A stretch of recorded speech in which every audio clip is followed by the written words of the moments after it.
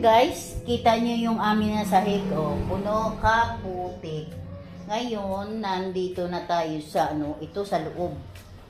Ngayon, siguro ang unahin namin, ayan, malalim ang putik. Ayun guys, dito tayong mag-una sa loob ng bahay. Ngayon, dito tayo ipapatong sa Ang problema guys, wala kaming tubig. Walang tulo.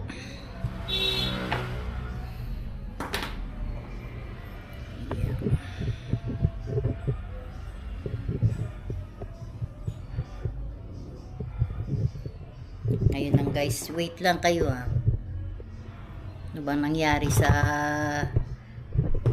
patungan ng tripod ko?